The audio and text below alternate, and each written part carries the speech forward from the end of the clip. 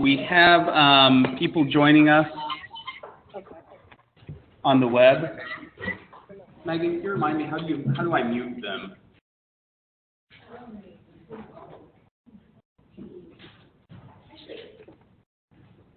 Mute them.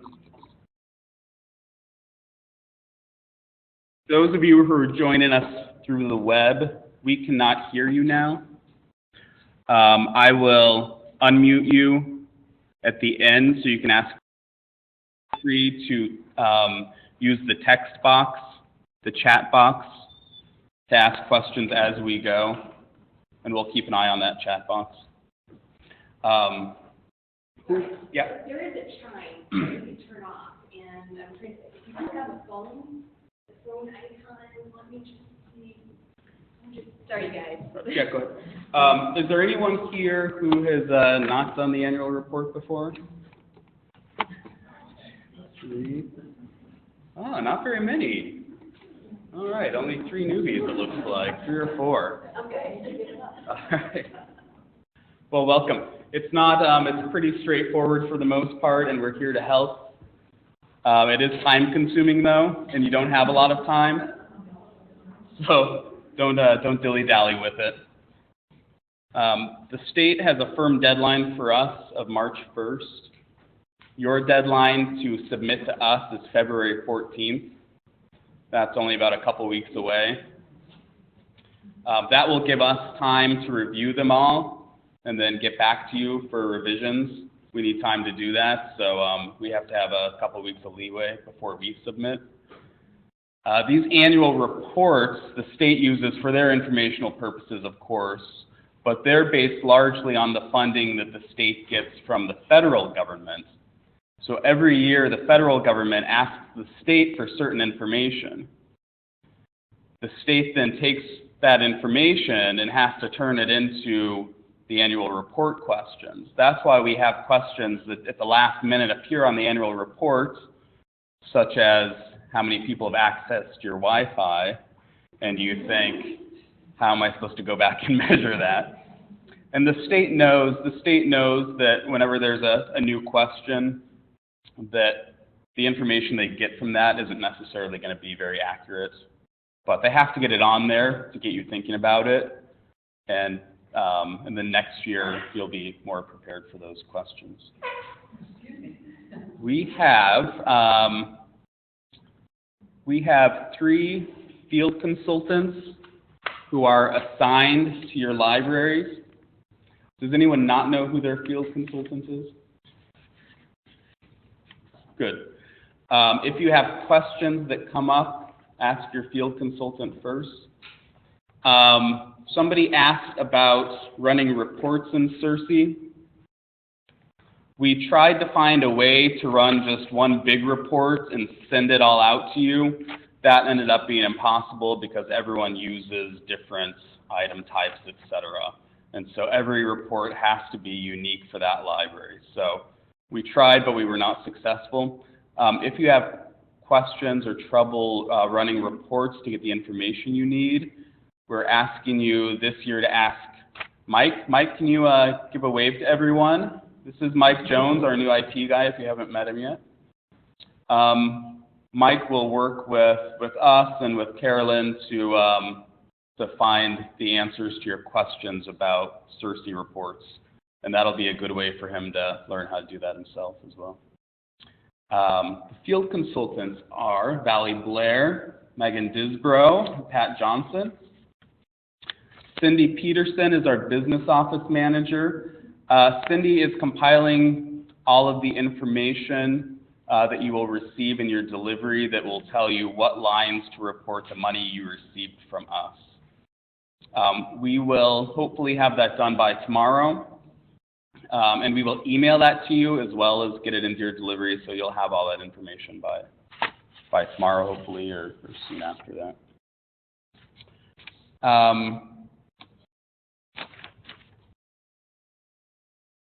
All right, so passwords. Does anyone not know their password to get in? Okay, if you can't get in, ask your field consultant. They should know your password. Passwords have not changed. Where to find information. This, what color is this? Lilac? This lilac colored guide has been updated from the old ones that Catherine used to do every year, and it's been updated with this year's information. So this guide does not have every single line on it, just the ones that aren't obvious or that we see a lot of problems with. Okay. There's also the state.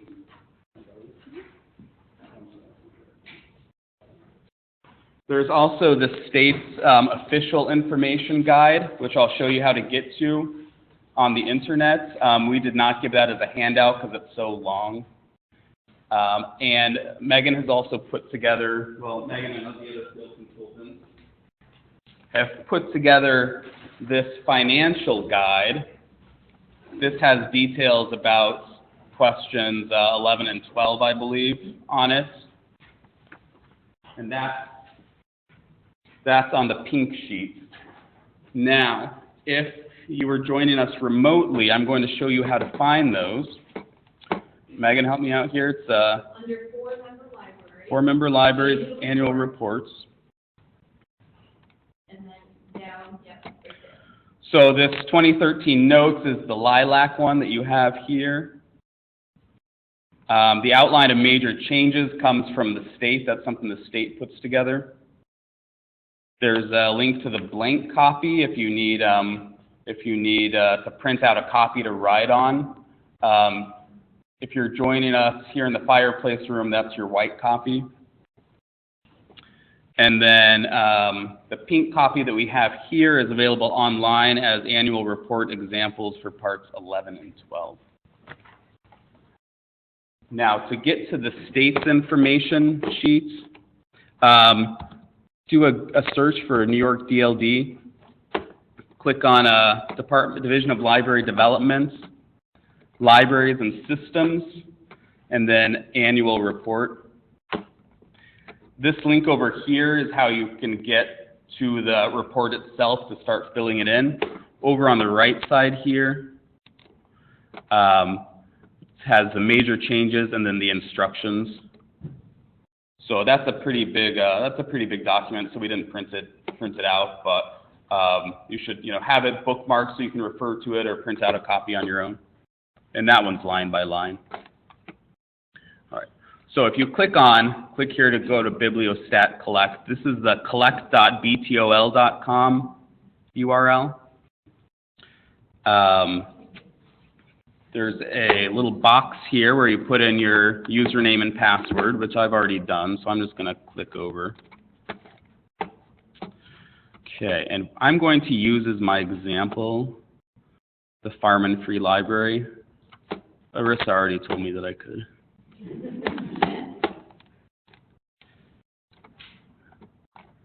All right.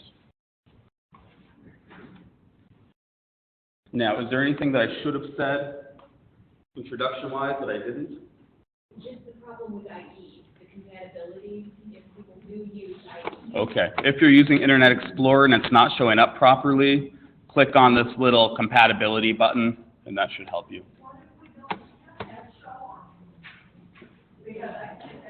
Call Mike. Call Mike.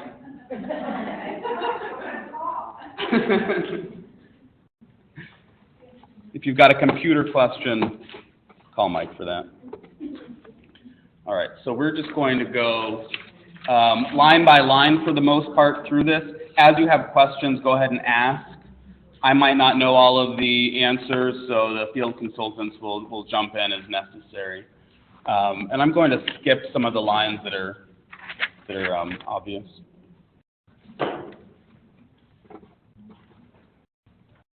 Okay, so this year, as last year, we do not need a printed copy. So when you're done, print a copy for yourself, but don't send us one. Okay, you just need to submit it online. If you want to print a copy that has all your information pre-filled on it, you can go to this printing tab. I always like to do print with last year's data. And then you can turn it into a PDF that prints out very nicely.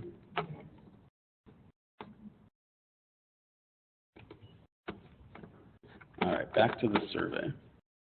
All right, so a lot of these on part one, a lot of these are grayed out. If they're grayed out, then you can't really change them. So it's got your ID number, your name. Now you're having a slight name change, aren't you? I am. Aren't you? Isn't it going to be the Ellington Farm and Library? So even if you made a change, if the state didn't change it, there's nothing you can do about it if it's grayed out. It hasn't gone through yet. Still.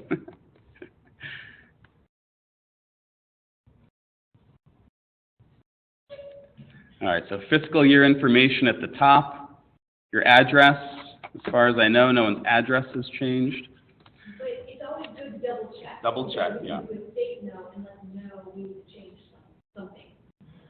Yeah, we've always done that. So if you didn't hear that online, Megan was saying that double check all the grayed out information. Even though you can't change it, we can put corrections into a state note.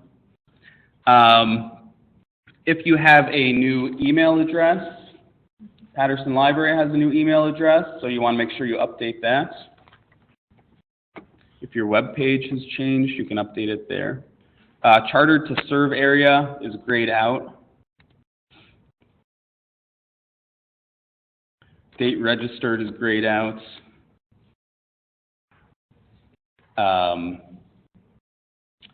The town, just put your town. Is that a new question? I think that might be a new question, yeah. Town is a new question, so make sure on part one you fill out what town you're in. Name of the library director. You've already been working on this. Yeah. Good job. Does the library charge fees for library cards to people residing outside of the system's service area? I believe there's a note on this Lilac guide that that would only mean if they were out of the Chautauqua-Cattaraugus County area, not just your service area.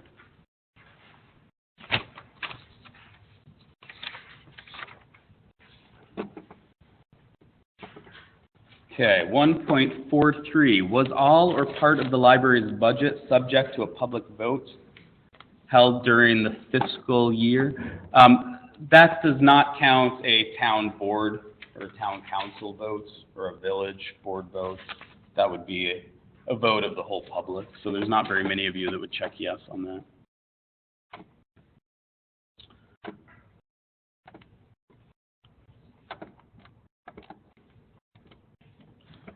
Okay, 1.44 is a little tricky. If your library was subject to a public vote, then to get the answer for 1.44, you divide the amount received by the vote, question 11.1, by the amount listed in 11.2. Does that apply to anyone who has a question about that, Gretchen? We get money from the 3 towns in the village and the school budget. That is voted on. Okay. Yeah, so I think you answer yes to that, don't you, normally? Yeah. Okay. When you're filling this out, make sure you save frequently so you don't lose any information. And then click next. Okay, a chat person just asked. Oh, thanks. Repeat the question. I'm sorry, I don't think I'm seeing all of the chat, am I? Oh, thanks. Yeah, Gretchen at Little Valley asked a question about whether her school vote counted as a public vote, and the answer was yes. Thanks for reminding me.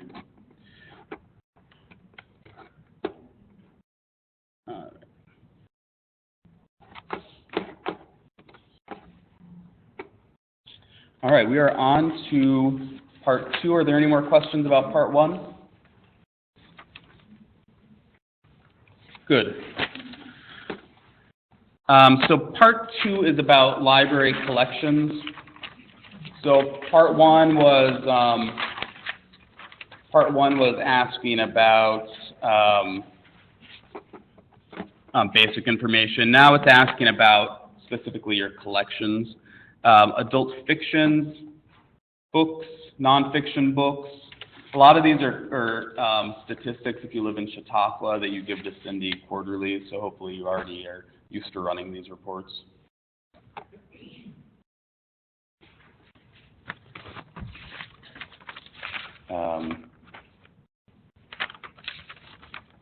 Other print materials. Does anyone have questions about uncatalogued books? So this is just the ones that you did this year? No, this is asking about your total collection. Yeah. Marissa was asking this first part of part 2, 2.1 to 2.7. Is it asking about the total collection or just what you added this year? Down below, a little bit further down, it'll ask what you've added. This year is just what you currently have. Yeah, Beth? The first section on the catalog, what we used to get that information for what we were holding for the end of the year. Is that something that we still get? Yeah. So the question is, how do you find how do we get that information about number of cataloged books? If you used to have Martin send you the information, talk to Mike about it, and we'll figure out how to run a report specifically for your library. Hopefully those reports are probably already set up. We just need to find them and run them. Yeah. So talk to Mike if you have any trouble answering any of these questions. 2.1 to 2.7. 2.8 is uncatalogued books. If you have any books in your collection that are not on a shelf list or in the catalog, put them here.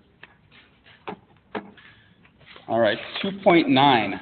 Total print serials is always a fun one. This is not the number of issues that you have, and it's not the number of subscriptions that you have. It's the number of volumes that you have. And every serial has a different number of volumes each year. So for the example that we have on the lilac sheet here, Time Magazine has 4 volumes and 52 issues per year. So if you have 3 years of Time, you have 4 volumes times 3 years would be 12 volumes. Not 156. So there's always a page in every magazine in the fine print that tells you how many volumes there are per year. So do your best. Do your best. 2.14 I'm going to skip to. Is novel New York databases. This is part of the information that Megan has provided with us all, and it's on this note sheet, which is lilac. If you're in the fireplace room, it's on the second page. It's got line 2.13. It's got line 2.14. If you have any questions about this, ask Megan. The actual novel New York databases line here is grayed out. That's everyone's got the same amount, so the state grays that out. Do you want to say anything more about that, Megan, or? Actually, sorry, I was just thinking about, if you want me to link, or this is off topic, but this, I can link the novel databases to your website. So if you want me to do that, now I know there are some of you guys have asked me to do this, and I'm working on most of it right now. But with that, Amy has much to work on, so in between, I'm going to be working on those. So sorry, I'm behind on that. But just remember, line 2.14 is not only your databases, the local databases that you have purchased, but also the system databases. Could you hear that, those of you who are online? So Megan was noting that if you do not have a link to Novel New York, on your website, contact her and she'll help you set that up. The state is collecting statistics from all the public libraries and public library systems, and they just sent us a survey about that as well. So they're keen on everyone getting that on their website in a format that that can actually be tracked, where we can keep track of the statistics. So don't hesitate to contact Megan if you need help setting up Novel New York on your website. Question 2.14, say that again, Megan. It's the local databases is... That members have purchased, but also system database. Okay, so it's the system databases, plus if you purchase any databases on top of what the system provides you, you would include that in local. There used to be a line for other, but now other is just part of local. So if you're looking at old reports, it's all under local now. So Patterson Library and maybe Dunkirk, for instance, purchased the Foundation Directory. Do you have that, Jan? That's not you? Silver Creek have the Foundation Directory, so you would put that on that line 2.14. 2.13, like I said, Megan has provided to you.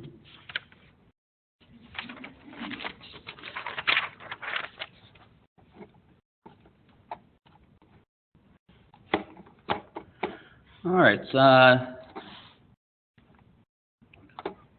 down lower, 2.19 is physical audio.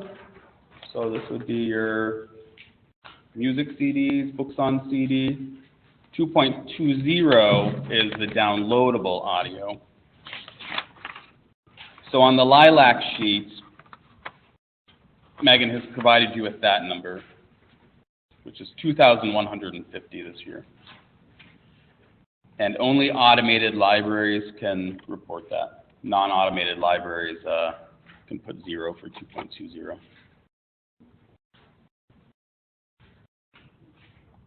As far as I know, nobody has any downloadable videos. So the DVDs you have in your library, put in 2.21. As far as I know, nobody has any downloadable videos. So that would just be 0. Oh, one thing I wanted to mention, by the way, for all of these questions, you can add notes. You can add a state note, you can add a federal note, you can add a local note. For most things, you're going to add a local note. Anytime your answer deviates from last year's by 20% plus or minus, we'd like you to explain why there's a difference in a local note. Okay. The state notes are only to be used for when there's a state edit check. So at the very end, you do an edit check, and that's just an automated process that flags certain questions if they deviate from what is expected. If you get a state edit check, you'll put a state note in.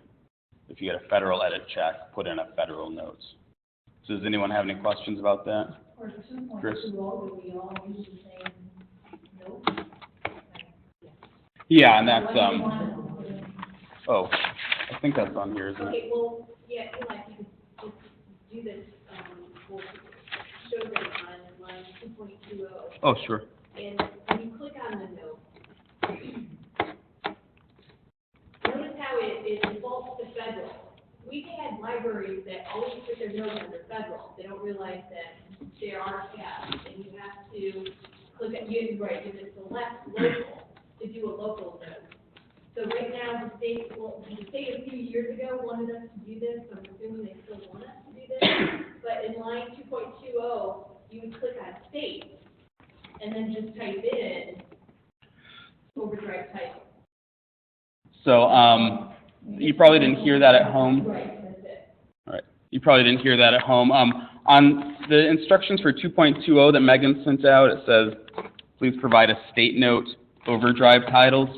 Megan was, for those of you online, Megan was noting that when you click on this little note tab over here, it defaults to federal.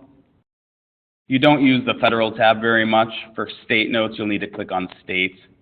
local notes, click on local. And then save. And save, thank you. Now there's a question about how will this information be delivered to us. It was in an email we sent out, it was in the newsletter, and it's now online. If you go to, yes it is, it's now online. If you go to cclslive.org, for member libraries annual reports, and click on the 2013 notes, it's on page 2.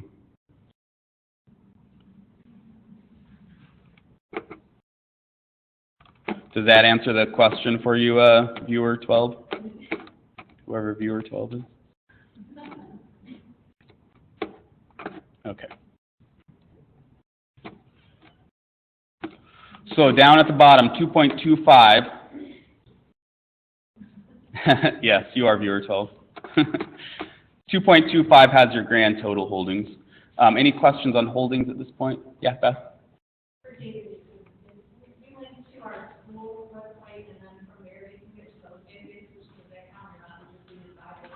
These would just be databases you purchase yourself.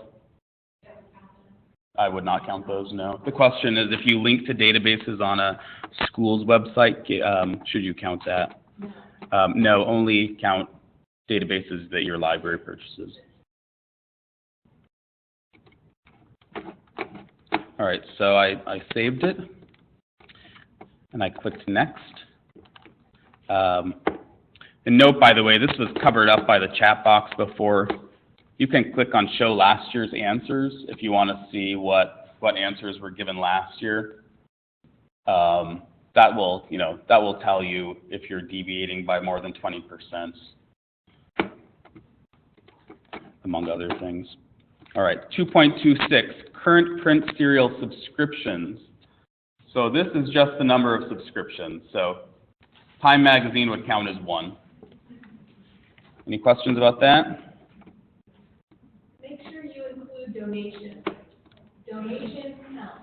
And subscriptions?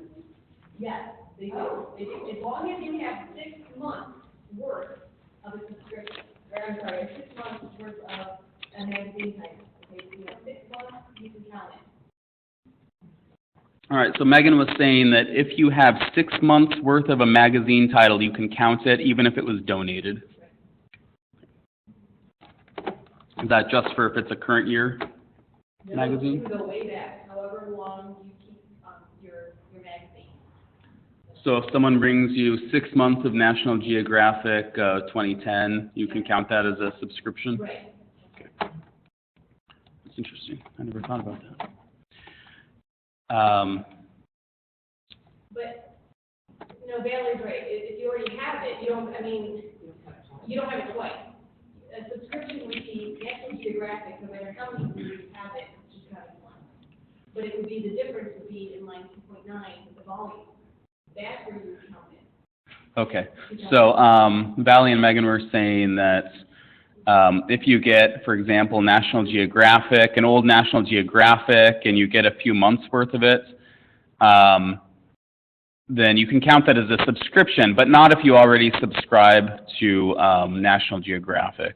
You just count each title once. But you count it in the volume. That's where you would. Right, but you would count those as volumes. Yeah.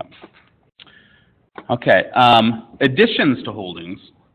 Now, additions to holdings is what you've actually added to your collection this year. Do not subtract out the withdrawals. So if you added 500 books and you withdrew 250 books, your answer here is 500. Okay, does that make sense? All right. And last year's holdings plus this year's additions has to be equal to or less than this year's holdings. Did I say that right? I think so. Last year's holdings, so if you had 10,000 books at the end of last year, plus this year's additions, if you added 500 this year, cannot be more than your holdings for this year. So you can't say that you started with 10,000 books, added 500 books, and now you have 11,000 books. Because where did those other volumes come from? So that's a mistake that gets made quite a bit, and I've made it myself in the past. So for all of these lines, whenever you're adding your additions, double check that last year's holdings plus your additions is not more than your current holdings. In fact, it would probably be less because of withdrawals. Right. Generally, it's oftentimes less. It's usually not exact. So there's not really a place to put withdrawals, but you can essentially figure out what loss you've had from vest or withdrawals or whatever just by doing that calculation. Okay, so going back to Megan's notes that she sent everyone, line 2.29, this year we added, well, I should say automated libraries only, added electronic materials of 1,999.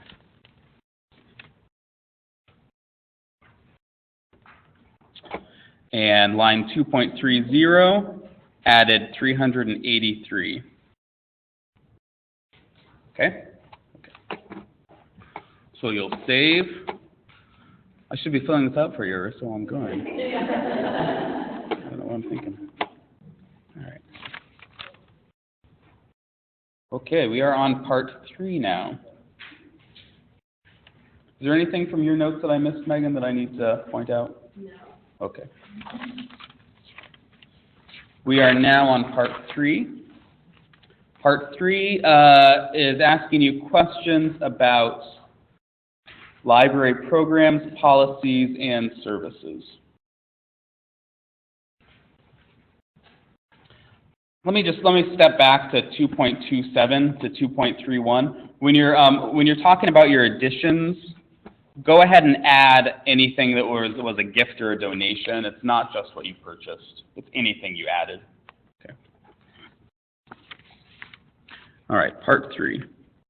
There's a note at the top of the notes here that says, children are defined as people who are 11 years of age or under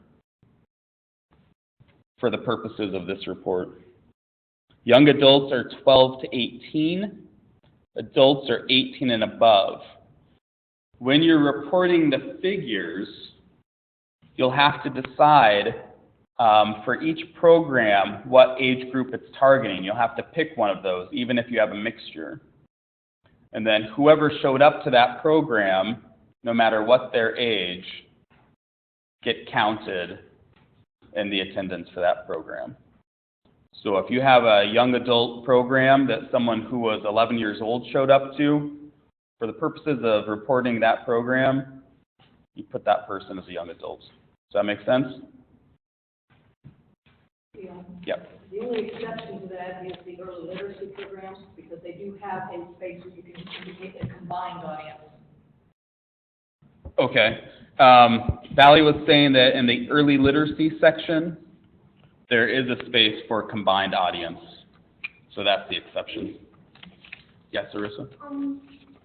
On every Thursday, I have teenagers that come and just talk with me and the ladies in the church. Is that common, or is that just them hanging out? So the question is, every week, Arissa has a group of teenagers come to the library with one adult. Well, yeah, we give them snacks and they just talk about them. You give them snacks and they talk about issues. I would count that, yeah. Yeah, I would absolutely count that. Any other questions about that?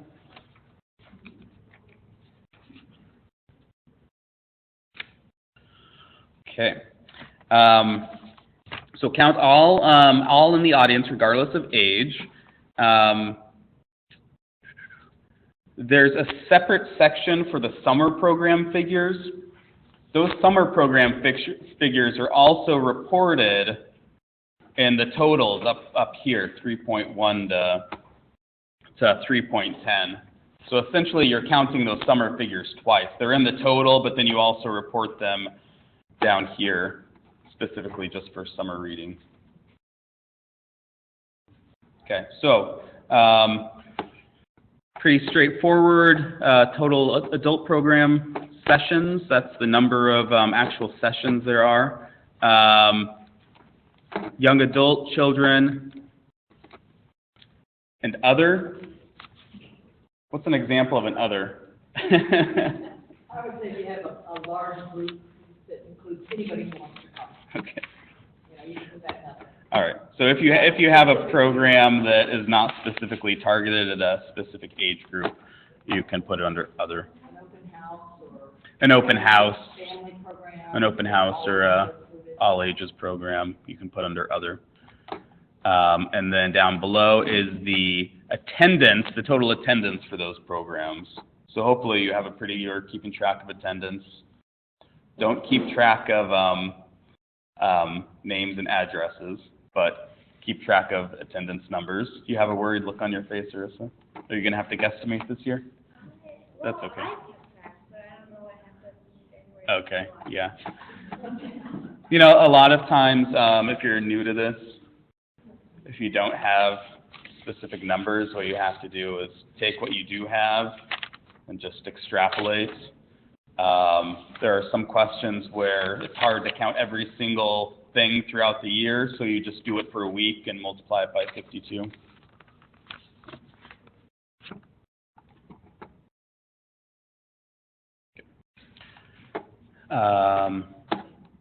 Summer reading program. Valerie, do you want to talk about this one? Do you want to come up here and talk about it so they can hear you? These questions should be the same answers that you put on the report that you sent to me at the end of the summer. If for some reason you don't have a copy of that, I do keep them for a couple of years back, so I can send you a copy of your report back to you if you need it. But it would be the same numbers that you reported to me.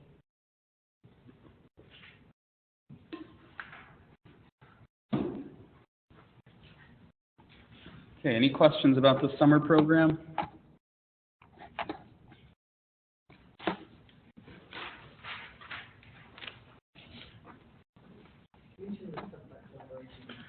Yeah, let me just say something about collaboration.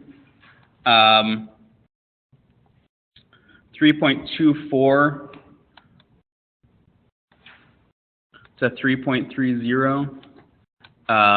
There it is. Collaborators are not organizations that just donated money. The school doesn't count just if they just notify the children of the program. A collaborator must actively participate. So they have to provide assistance or a service for a specific program. Transporting the children does qualify. They help with planning.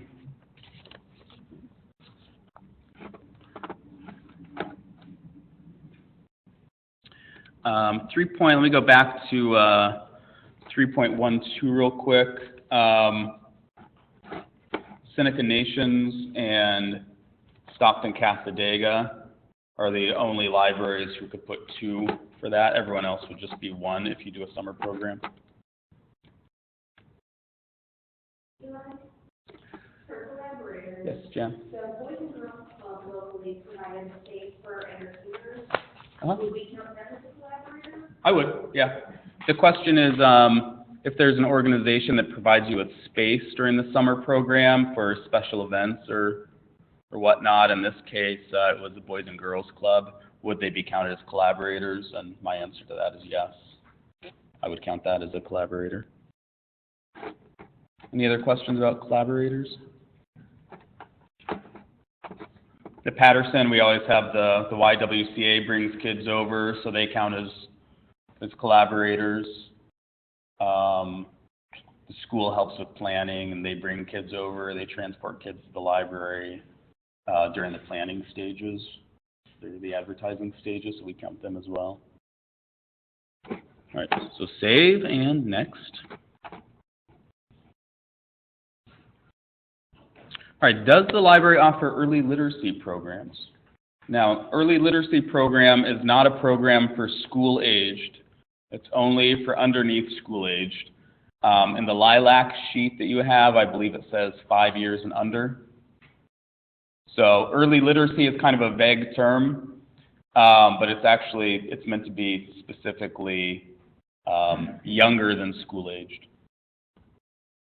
And they can count this program a third time in this place. Okay. A preschool story time Yep. or summer reading can also be counted here. All right. So Valley was saying that in this case, early literacy program could be counted 3 times. It could be counted here on 3.32. If it was a summer program, it could be counted during the summer, and then it would also be counted in the overall totals.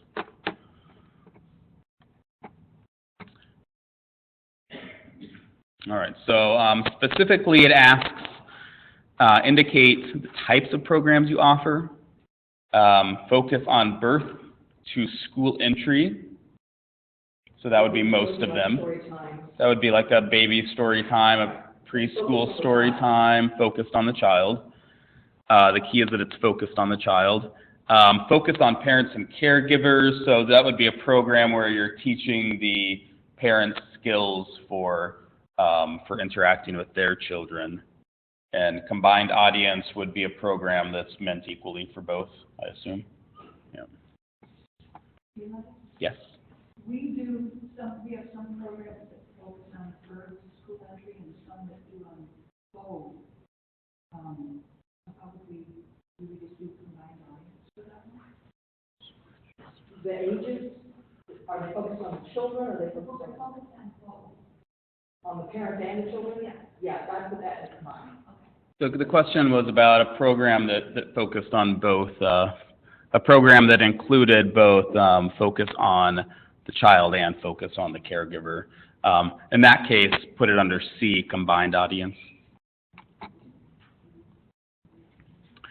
Number of sessions is pretty self-explanatory, and attendance, that's where you would report the specifics of those programs.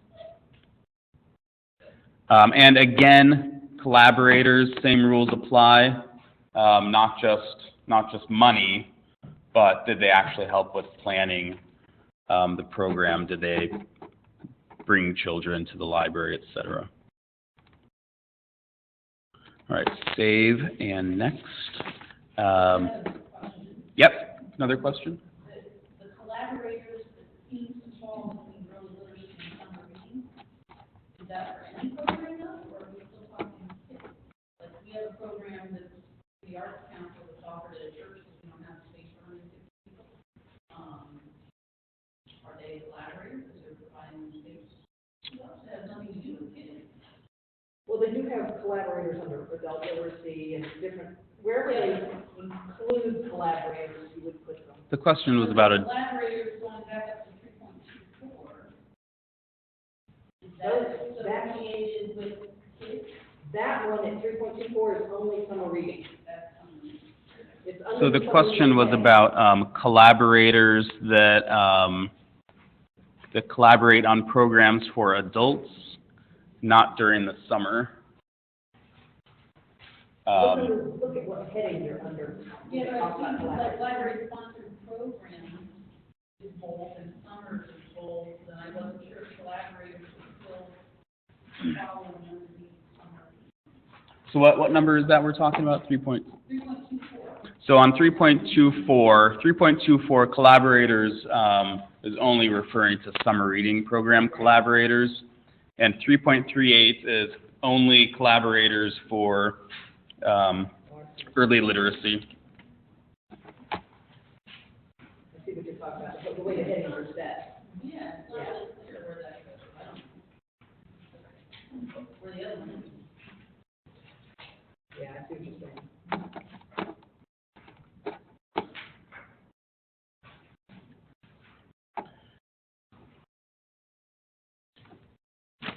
Okay, I'm going on to 3.39 now.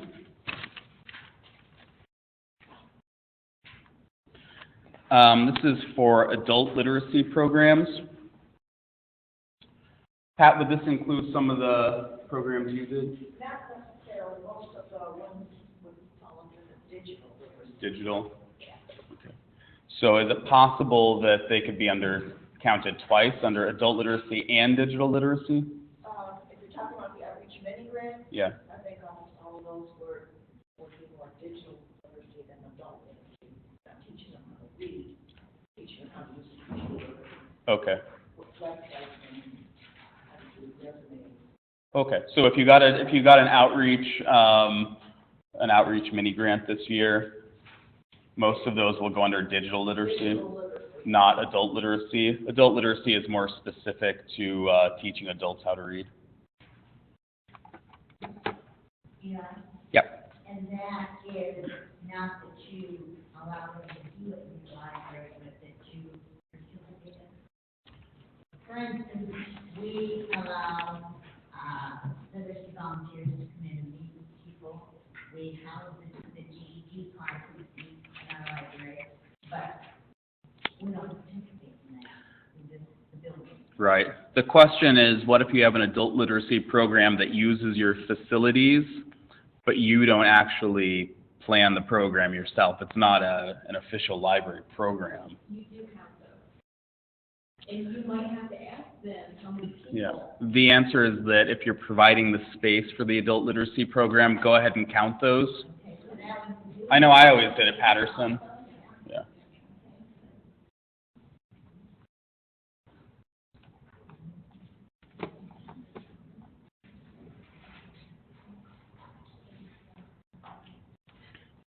All right, so then we have collaborators again, that's specifically for adult literacy. Programs for English speakers of other languages.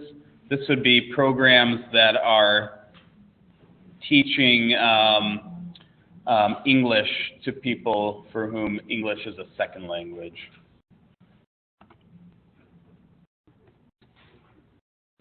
Again, there's a collaborators section there.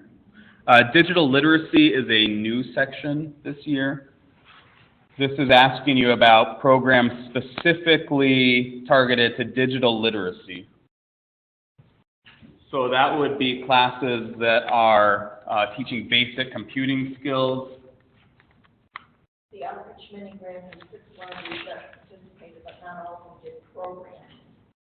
And then there's the New York State Adult Literacy Library Services Grant that provided basic computer classes that would include Jamestown, Dunkirk, and Olean. Those 3 libraries would have digital literacy. Jamestown, Dunkirk, and Olean this year had classes via teleconference, video conference this year that were adult literacy. Those would count as digital literacy.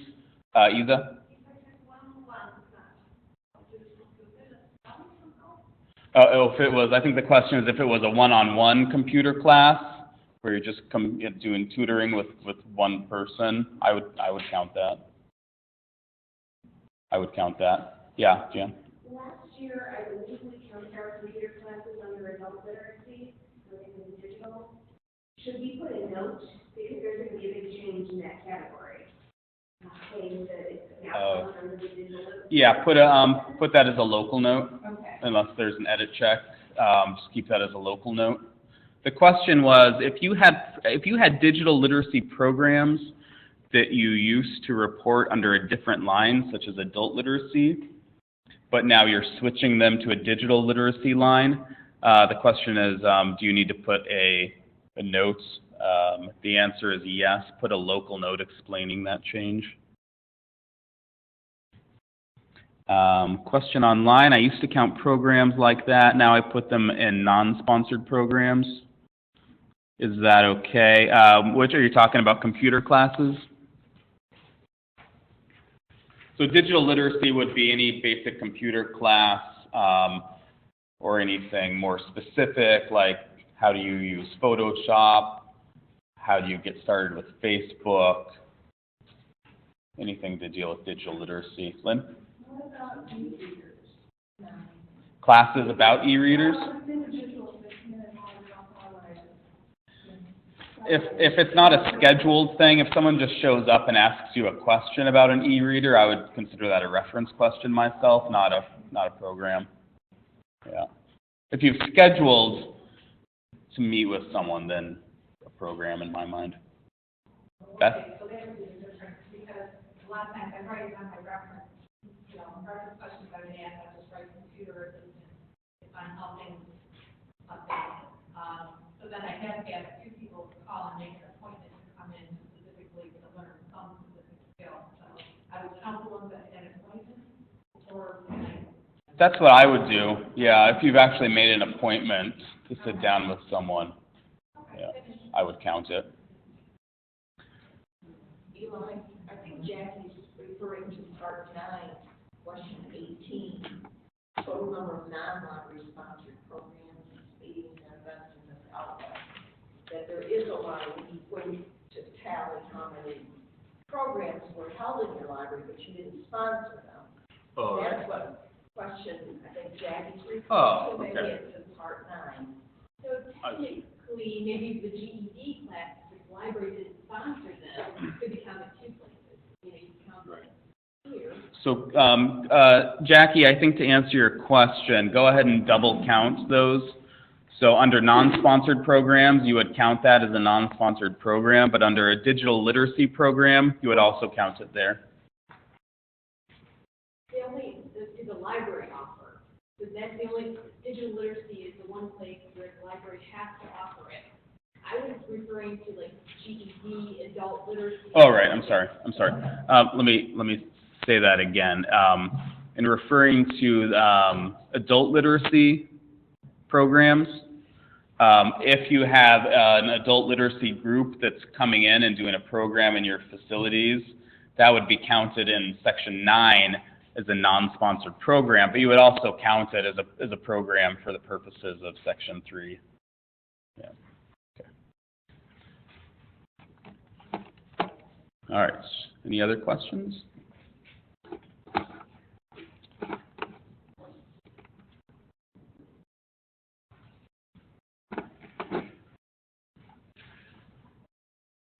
All right. 3.56. Library visits. Does anyone want to share how they normally count this? Does anyone have an automatic counter, Quinn? Throughout the year? So at Delavan Yorkshire, they've got a clicker, and everyone who walks in the door, they click it, and at the end of the day, they write it down, and they do that throughout the year. Lynn, did you? we do hash marks. Throughout the year? At Finley Lake, they do hash marks throughout the year to keep track of visits. Jan? Yeah, what we found with the door counter is we divide it in half at the end of the day, because half those people have to leave. We do that. If it's an uneven number, we get suspicious. So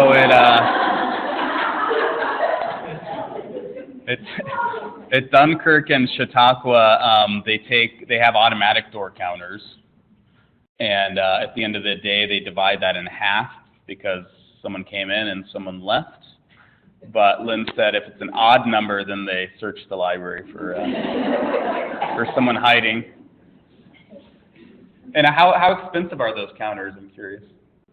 We've had ours for a very long time, but they're not cheap. They're expensive. Okay. What it says in here, and what a lot of us do, is we just we pick a week that we consider typical. We do tally marks for that week, and then multiply by 52 to get a rough idea. Catherine Way had a good idea. If you're doing that, don't just give an even number like 4,000. Make it an odd number so it looks a little better. Yeah. Megan was saying that Kathy used to always say that if you just count for a week and multiply it by 52, don't just pick an even number. It looks suspicious. Yeah,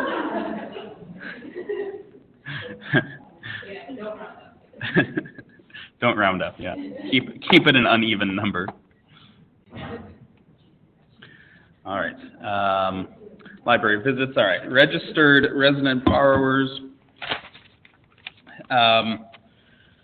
This is the number of card holders who live within your chartered service area. And then non-resident borrowers are outside of your service area.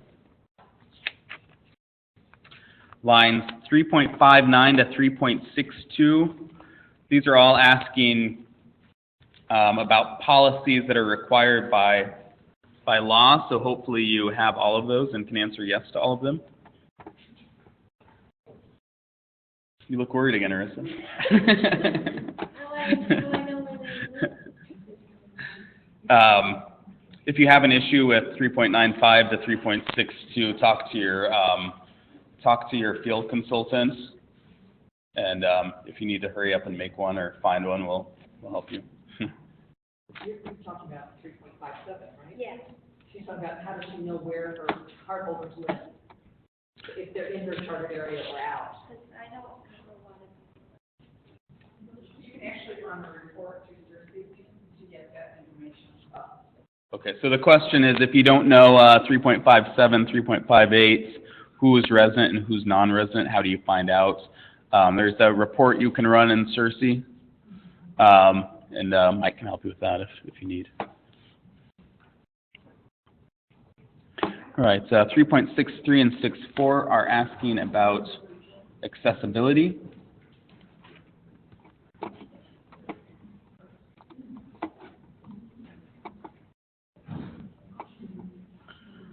Okay, we're on to section 4 now. Any other questions on section 3 before we move on?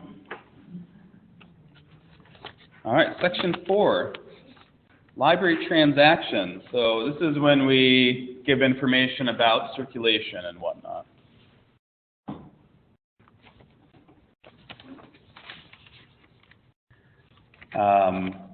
Library transactions. So circulation of books, adult books, nonfiction books. It's grade 4.3 is grayed out because it's automatically adding those together for you. And then children's books. Circulation of other material is anything that's not a book. Megan, where do we report electronic circulation? 410. So section 4.10, 410 is where we report your overdrive circulation. We emailed out a list of everyone's overdrive circulation. If you do not have that or can't find it, just ask Megan and she'll send that to you again. Right, or you can go to Overdrive and do it yourself as well. Where do you report an audiobook? Oh, a book on CD would be under adult other. Beth? Or juvenile, if it's a children's book on CD. Yes, I'm the white sheet. It says, please note, internal library usage is not considered part of circulation. So we used to count if you were reading the newspaper, if they were using, but we aren't supposed to count that kind of thing. Not that I know of. So there's just like adults. Counting if someone's just reading a newspaper in the library. No. If, yeah, for the purposes of this report, do not count, if someone's in your library reading a periodical, do not count that as a circulation.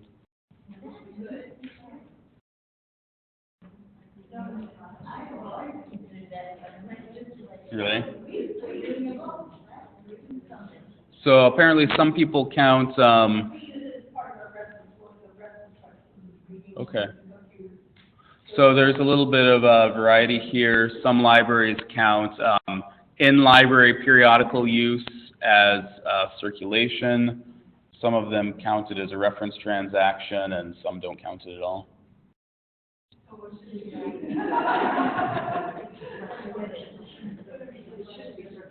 The field consultants are talking about it.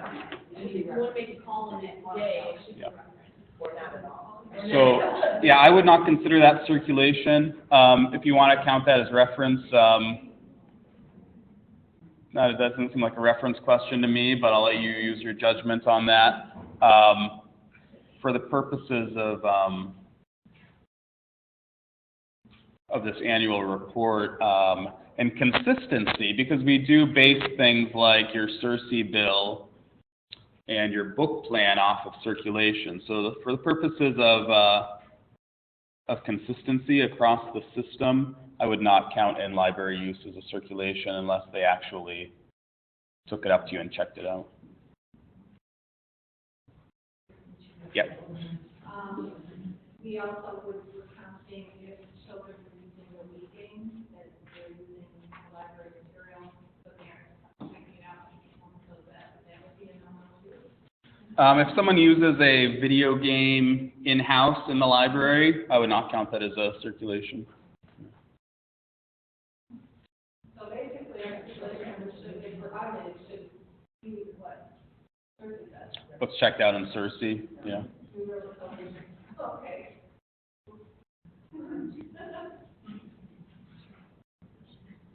So for this year. So I put a local note in if there's a, In the, I've got the instructions, it says report materials charged out for use outside the library. okay, yeah, so the state instructions are pretty clear that it's for use of items outside of the library.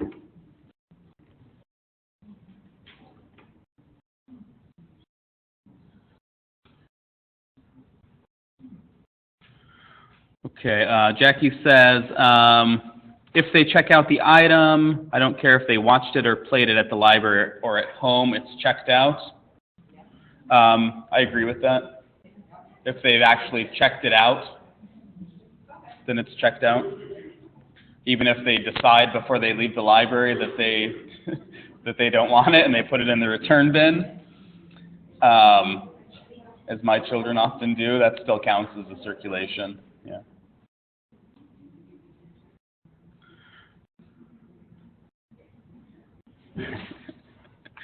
All right. This does also say if you have uncatalogued items that people check out, you can count that. Okay. So if you have items that are not cataloged and you're an automated library and you have some other process for checking out those items, that would count as a circulation. Yeah.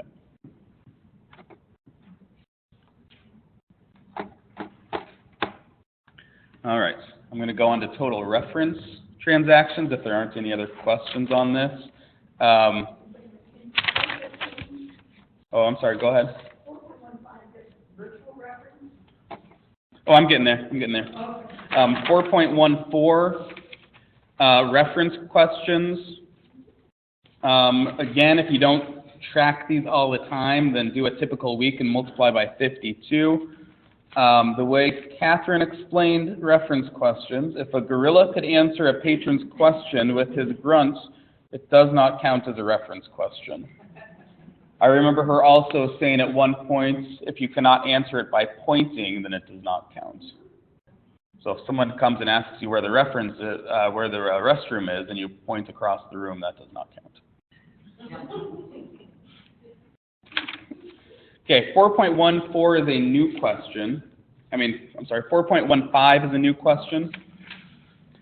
And the question is, does the library offer virtual reference? We asked the state for clarification on this. They said if you have email reference, that counts as virtual reference. It does not need to be live chat. Tabby? That includes Facebook. Yes. Facebook, yeah. Any sort of digital reference. So most of you have an email address on your website where people can write questions to you. So you have virtual reference. Yeah. As long as you have your email address listed there, it doesn't have to be like a direct link to the email you. As long as your email address is available, I can't think of any library that would not be the case for, so I think you should all check yes. Now, at some point, you're going to ask how many. I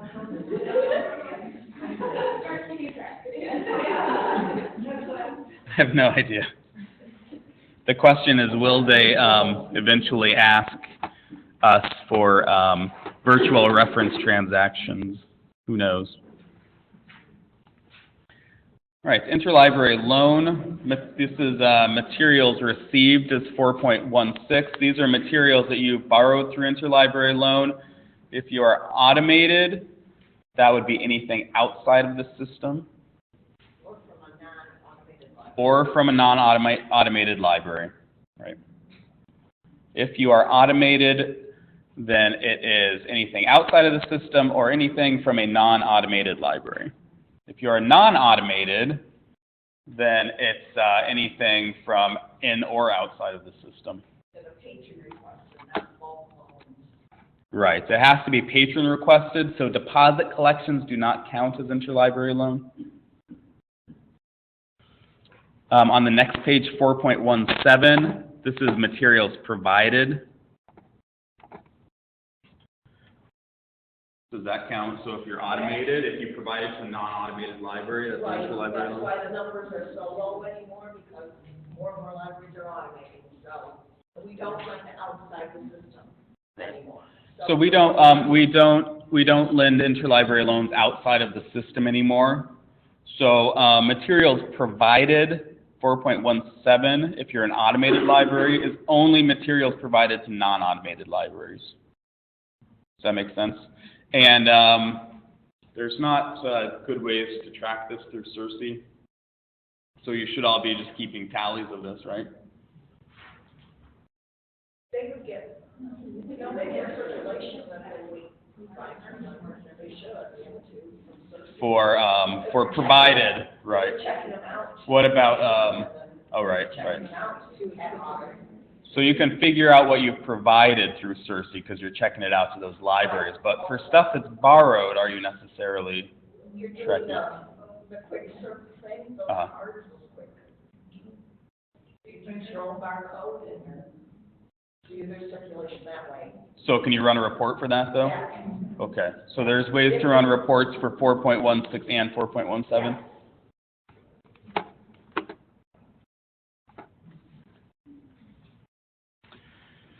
Nate asks, can you use the ILL out report on CIRCE?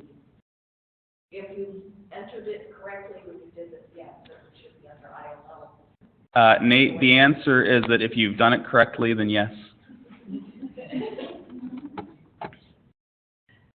All right, so I'm going to move on.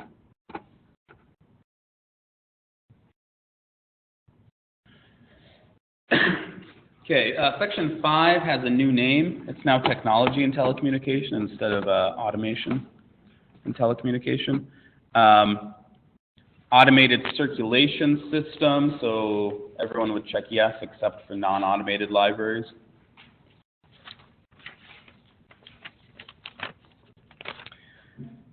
Um, 5.3, electronic access to the OPAC from outside the library. All CIRCE libraries can answer yes. If you have your own system that's not CIRCE, then we don't know.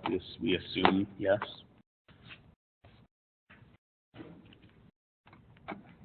Okay, 5.4 is a little tricky. Annual number of visits to the library's website. There are things you can put on your website to track this, and Megan can help you do that if you need help doing that.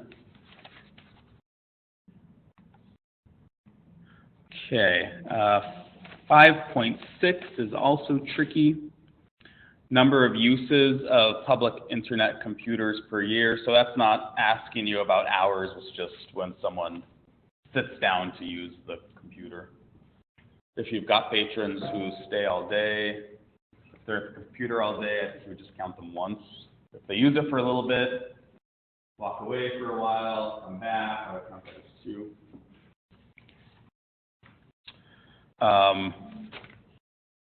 And again, if that's not something you have an easy way of tallying, just do it for a typical week and multiply by 52.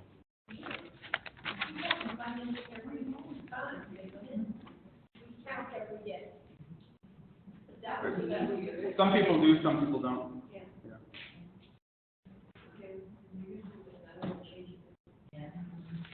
Eli, is there a place to count where somebody uses your Wi-Fi on their device? There is now, yes. There's a brand new question about the Wi-Fi. It's under section 9, though. A couple of the technology questions got moved to section 9. So we'll get to that. But that is a brand new question. How many wireless uses have you had? Okay, Name of the person responsibility for library's IT services. If you're pretty much the only staff member, then that's you. Whether or not you consider yourself a tech expert. Do you, Arissa? Are you a tech expert? Yes, she does anyway. Okay, any other questions on 5?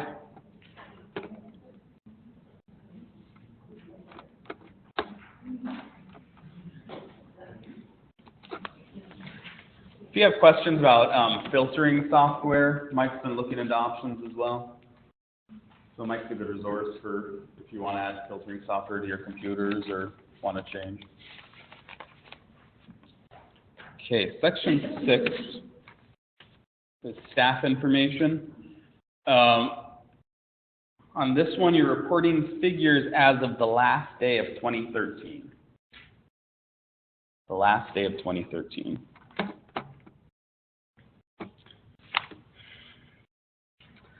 Okay, 6.1, full-time equivalents. That question is asking what your library uses as the basis for its full-time equivalent.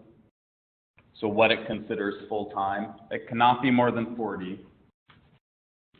Usually somewhere between, say, 37 to 40, 37 and a half to 40. For the library system, our full-time is 37 and a half.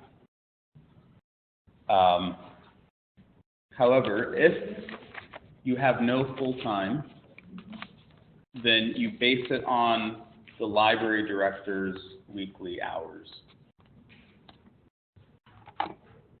That's kind of a funny thing. So if you're the library director and you don't work full-time, then in 6.1 you just put what your hours are per week. Your contract hours, right? The hours that you're paid for. And you should be being paid for all of your hours. Should be. It's a common problem. So just your paid hours. Okay, so then 6.2 is full-time equivalents for library director. So if you've got a certified library director, your full-time equivalent is 40 hours per week, and that person works 40 hours per week, then the answer is 1 for that. If you have a library manager who's not certified, that goes under 6.6 instead of 6.2. For all of these questions, if you have a position that happens to be unfilled at the end of 2013, then put it under vacant.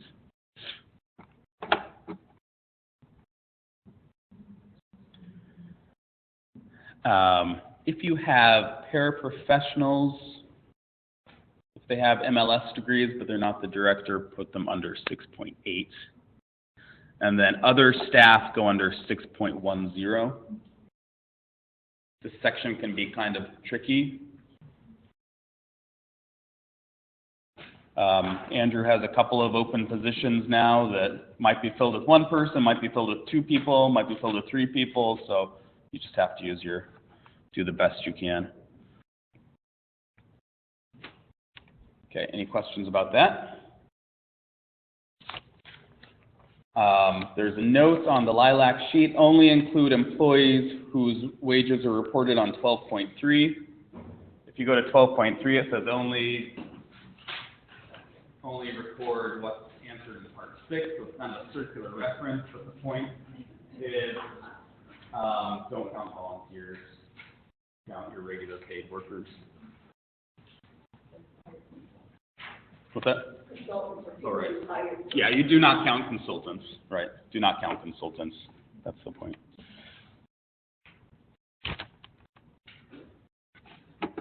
And if there's been a director change last year and your director has not worked a full year, then extrapolate what the salary would have been if you had worked a full year.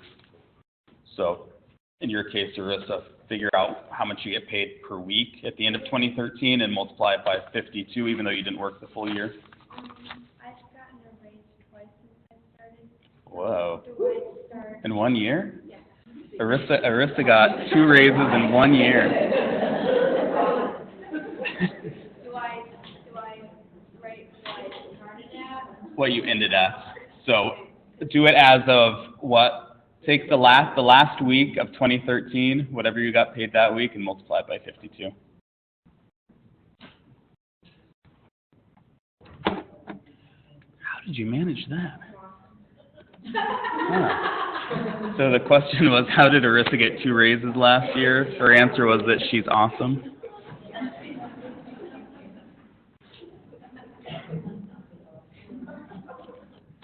Yeah, the rest of us aren't awesome, apparently.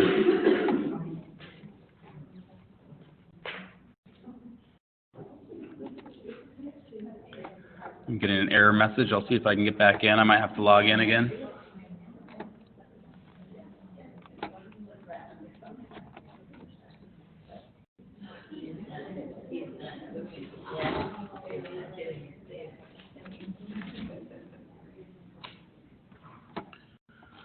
All right, I think I'm going to have to log out and log back in.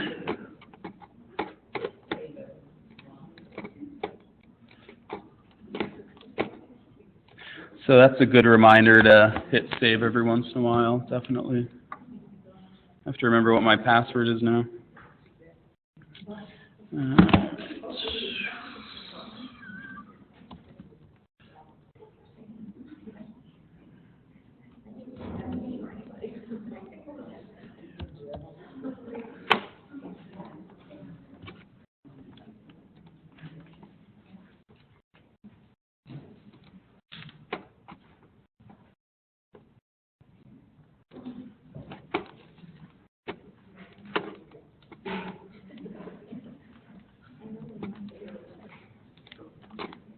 All right, any other salary questions before we go on to Section 7? Okay. All right, Section 7 is the minimum public library standards. So the state feels strongly about these, so don't take them lightly. In order to be a part of a library system, you have to meet certain state minimum standards. So Section 7 is asking if you actually do. If you don't, hurry up and get it done. I know a couple of libraries are quickly working on things so that they can check yes to this. If you have to check no to something, then the state will make a request for all of your documentation, and it won't be very much fun, and you could potentially lose your state funding and be on a sort of probationary period. So try to make sure you can check yes to all of these. Are you governed by board-approved bylaws? Do you have a long-range plan of service? Do you do an annual report to the community? Do you have board-approved written policies? And that's pretty vague. That's pretty vague. Do you have board-approved written policies? I get a lot of questions of what specific policies do I need to have. The state gives some guidance, but there's no hard and fast rule to that. Present an annual written budget to appropriate funding agencies. So if you get money from a town, a village, you should be giving them a written budget every year. Periodically evaluates the effectiveness of the collection and services. So occasionally do a survey. Once a year, try to do a survey of your community, whether it's on your website, something you hand out in paper. Recently, there was a technology survey that I asked you to do, but I haven't heard that anyone's actually done it, where you put a link to a survey on your website, and it's asking your patrons how they use your library's technology. You know, something like that would count. 7.7, are you open the minimum standard number of public service hours for your population? So that is in the, that will be in the instructions. What's that, Ethan?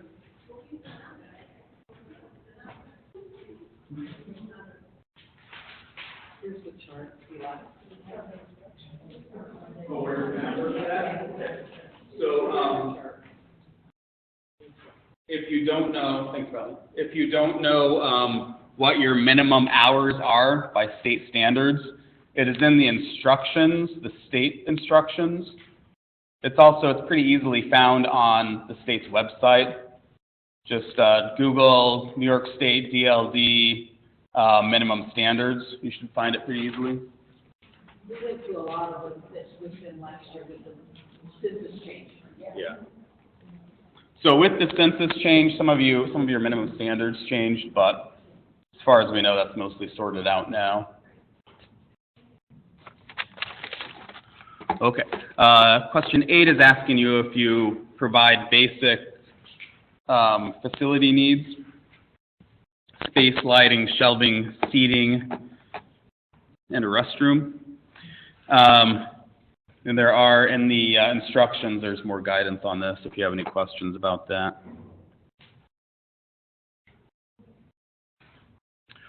Question 9 is asking about, well, I should say question 7.13 to 7.17. Boy, the way they number these is so funny.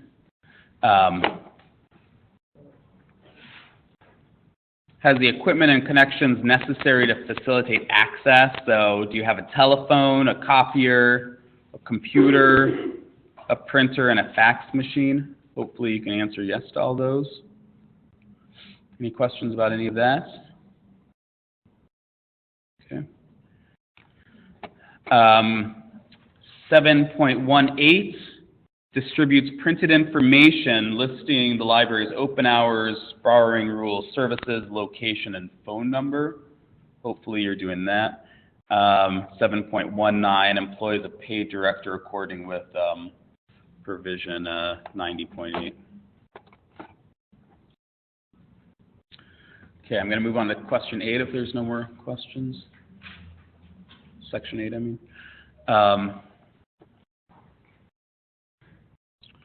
Okay. Section 8 and 9 are asking about public service information. Most of you are just one main library.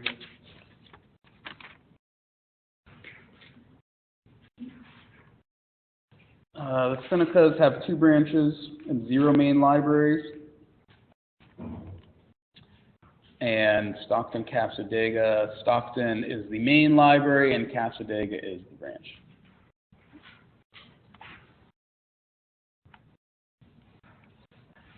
Okay, 8.4 other outlets. If you have deposit collections you take to a local nursing home or a daycare center, you can count that as an other outlet.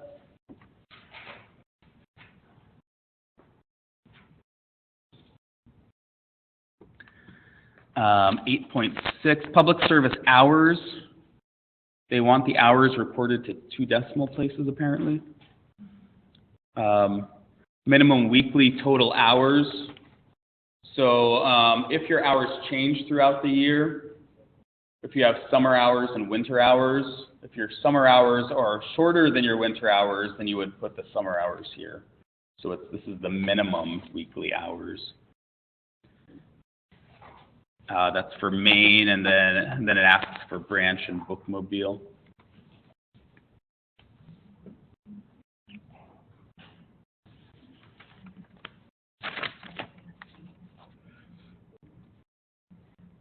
Do not subtract holidays from the weekly tallies.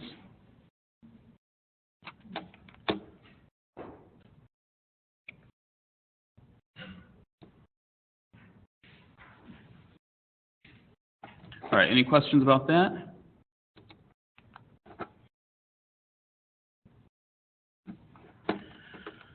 All right, section 9 is asking more specifically about the outlets, the service outlets. You've got your library name, the status, 0 for no change, your address, again, check to make sure it's correct, et cetera, phone number, email, website, county, school district.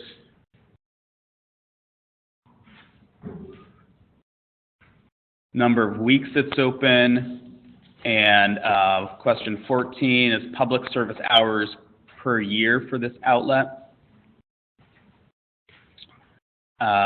Is meeting space available?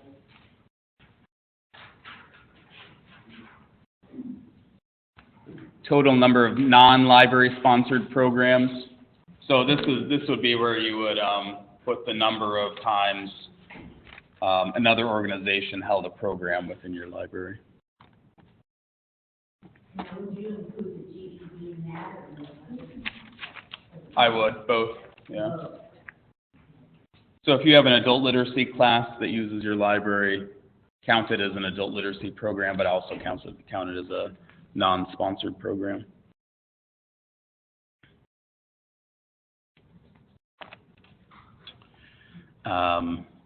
Who owns the building?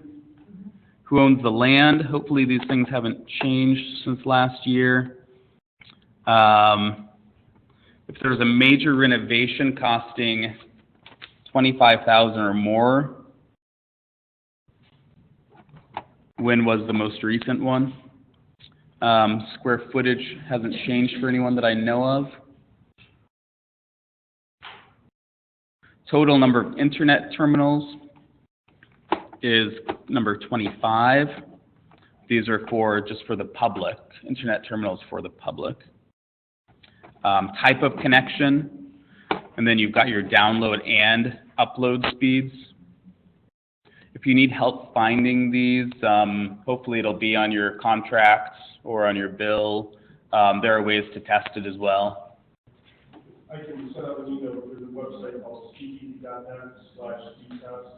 And if you just Google speed test, you'll find some sites that will give you trouble in the bad site, and it'll just run a test and it'll give you like a speedometer almost, like how fast you're up speed and down speed. So if you need to do an actual test to find out what your speed is, you can just Google speed test and choose one of those. The one Mike recommends is called speakeasy.net/speed test. And it'll actually analyze your internet connection, and it'll tell you both the download and the upload. Download speed is how much stuff you can download from the internet, and upload is if you're sending stuff out to the ether, how much you can send out at once.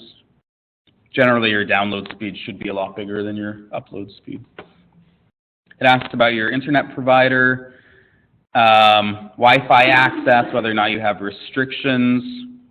Is there a password required to get on? Is it just available anytime?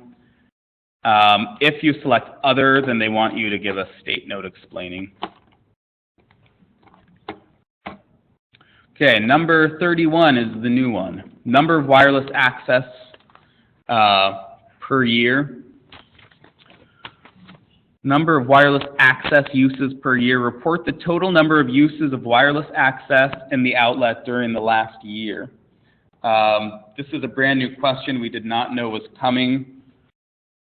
The state is aware that when they throw questions like this at us, that they're not going to get very accurate information. But they want us to start, being prepared for this question again next year.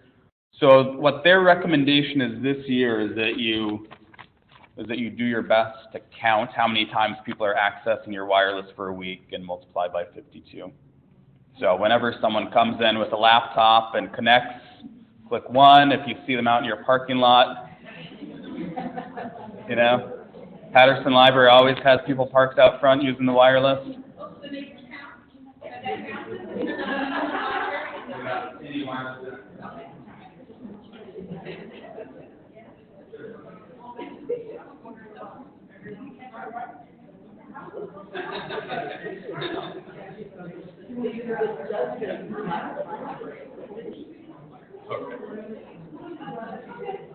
So a question and a clarification.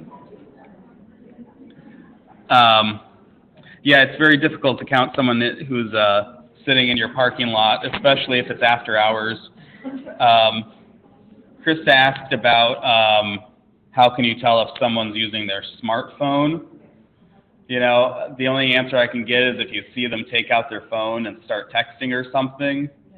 And, you know, if there's someone who's, you suspect is connecting to your wireless to do that, especially if your wireless doesn't have a password, you can count it. Yeah. And Valley noticed in the instruction, there's a clarification that this is only patron equipment. Do not count if your computers are wireless, your public computers are wireless, do not count those. Only patron laptops, ebook readers, iPhones. When I walk in the library, my connection. Yep. So that would count. So count your phone. Well, I'm saying, does that mean that everybody can do it there? I mean, Usually you have to set it up the first time, but then once you set it up, every time they come in, it's connecting. And the question is asking how many access uses per year. In my mind, if someone, I'm asking the field consultants now, if someone's phone automatically connects when they walk in the building, but they don't actually use it. No. I mean, I was hoping on the router, it could give you a figure, so I'm not sure how it all works, but usually my phone, it just sticks with the 3G, so I don't know if that's phone settings. That's a phone, yeah. You can set up your phone to automatically connect. If there's a password, you put the password in once, and then it automatically connects. Now, in my mind, what they're trying to figure out is how many times people are actually using it. However, the only way to really count this is to either have a landing page that people have to start on before they can use the wireless. So they have to, for instance, agree to the terms of use before they move on. Then you can put a page counter on that, or you can count on the router. If you count using your router, that's going to count every time it connects, whether or not it's actually used. So depending on how you count, you're going to get very different numbers. that works though? What about the people that just come in and get on speed? That would count as a use, yeah. But I mean, like, that won't go to like a site first, that will go to Facebook on their app. Well, it depends how you have it set up. Yeah, it depends how you have it set up. You can set up your router so that whenever anyone logs onto it, they can't do anything until they click on something on the startup page. Yeah, Mike. I'm gonna try to find some easy way to do this, but I know a lot of the libraries I've visited have nothing more than the same router that you might have at your home, which probably has no capabilities. So I'm gonna see if there's something that we can do, so that hopefully sometime during the year, maybe there will be something we can implement.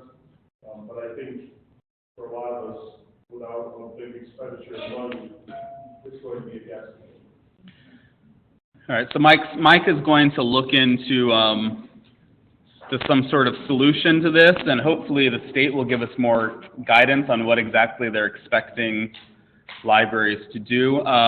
Nate asks a good question about privacy, so I'll be clear that you should not be asking everyone what they're doing, whether they're connected to the wireless. You're never going to get an accurate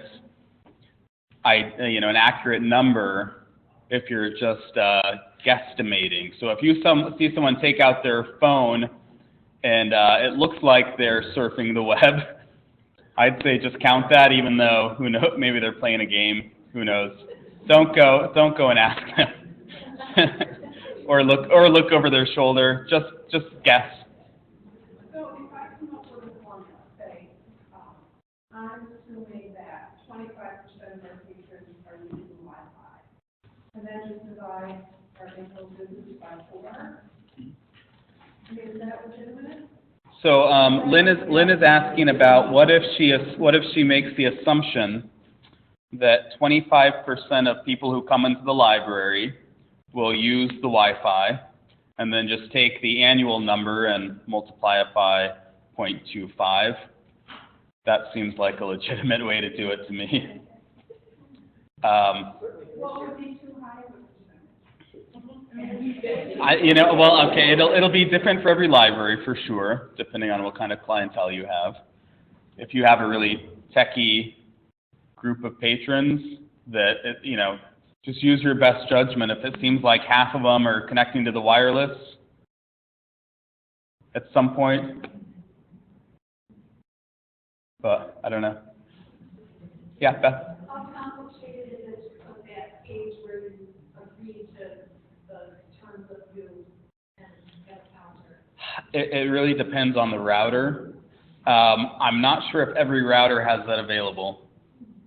Right, and what happens is whether or not the router will let your computers that you already own, not have to do that same thing. So now you're gonna have a number that's everything that goes through it. So, I know that, I talked to Westchester, and they said that the free internet connections that we often get, they get, and they only use that for their public, bring your own device connection, and then they have another connection. So in their case, it was real easy, because anything that connects to that connection could count, and it would only be a device that somebody brought in, because all the library-owned systems were going through another connection.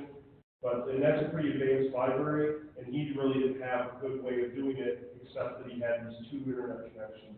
So it may be difficult, but I'm gonna look into it, and then I'll send out the results, and they could be for top luck.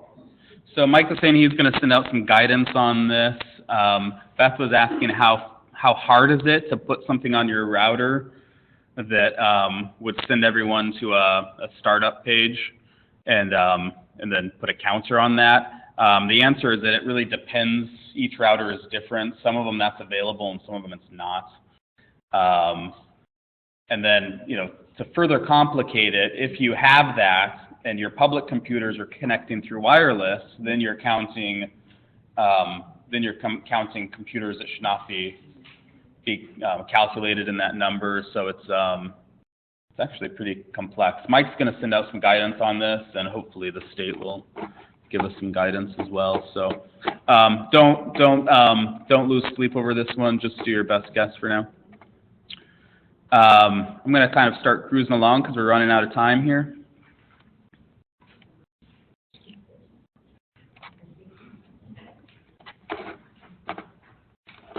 All right, Section 10, Officers and Trustees.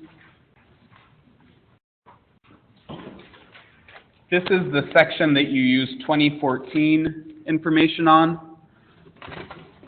So don't tell us what your 2013 officers and trustees were. Tell us what they are today. Total number of board meetings is 10.1. 10.2 is grayed out because this is based on your charter. If 10.1 and 10.2 don't match, oftentimes 10.2 is a range.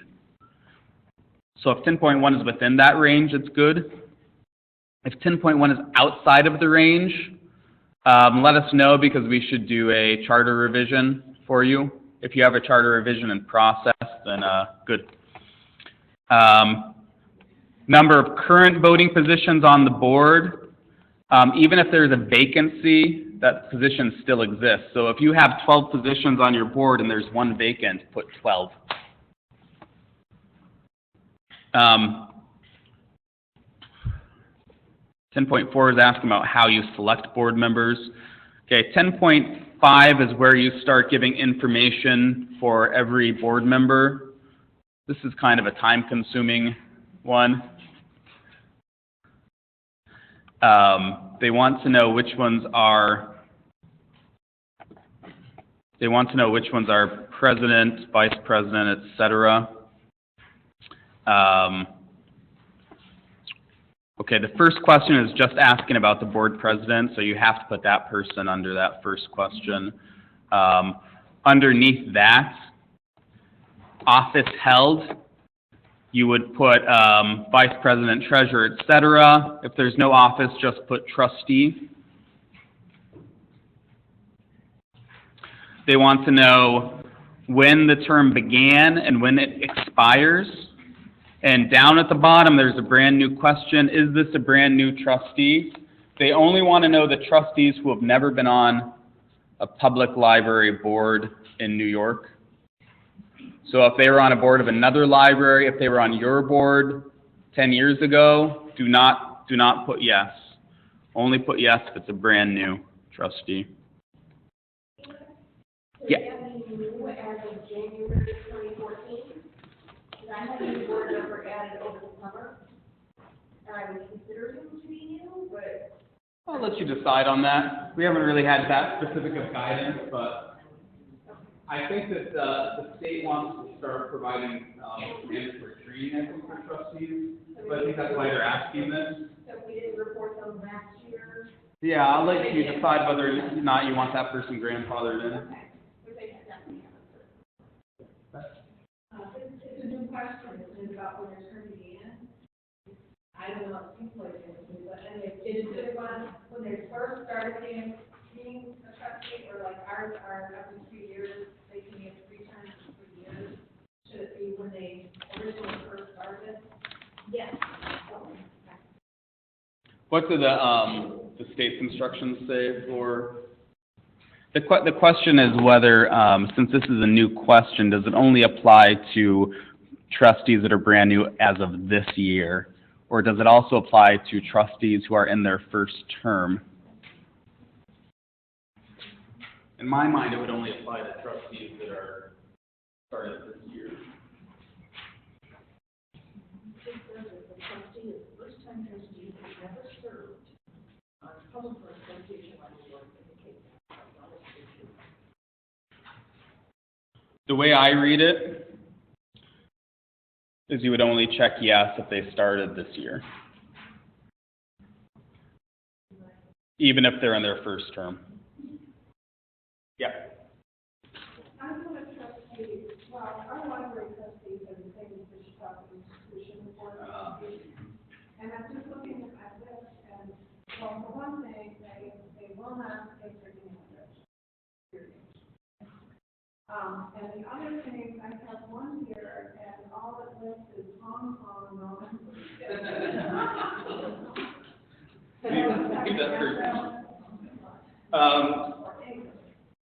Your situation is so unique. Let's talk about it separately. Lynn had a question about the Chautauqua Institution trustees, but we're going to talk about that at another time because it's such a unique situation.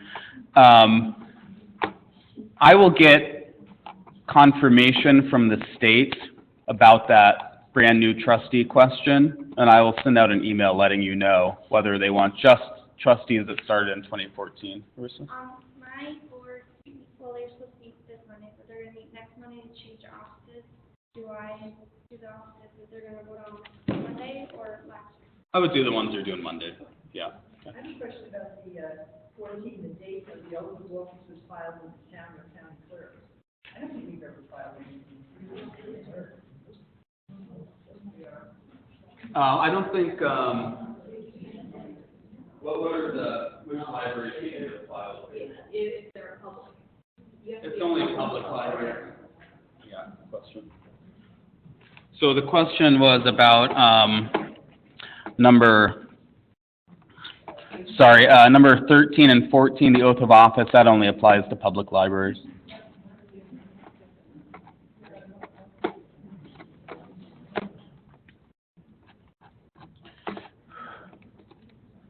All right, let me scroll through all these. All right. Okay, we are now on to the financial part.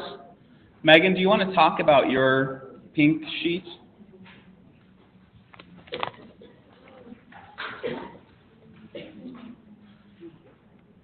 So part 11 is the operating fund receipts. So this is money that you've received. If you're in the fireplace room, it is the instructions for this, I should say the examples, which are very useful. The examples for section 11 are on the pink sheet. If you're on the web, hopefully you can find those online. Bailey, Pat, and I have pulled these from previous years. So these are all examples from your annual reports. So if you have any questions in part 11, As to where to put something, I would double check what we have listed under these lines. And I did add E-rate. So I had sent out an email to Pat's libraries and my libraries, and the handout was missing line 11.23, which is on page 3. So if you do have E-rate for incoming money, that would go there. And part 12, we have our expenditures.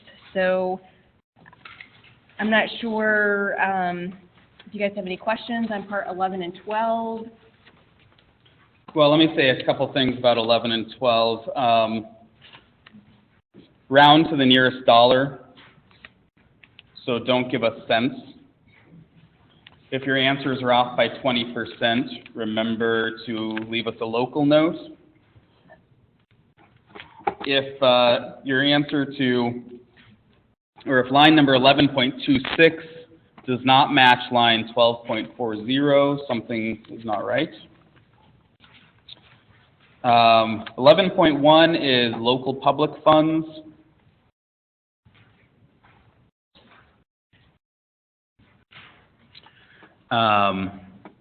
So the source of the funds, in this case, it's the town of Ellington.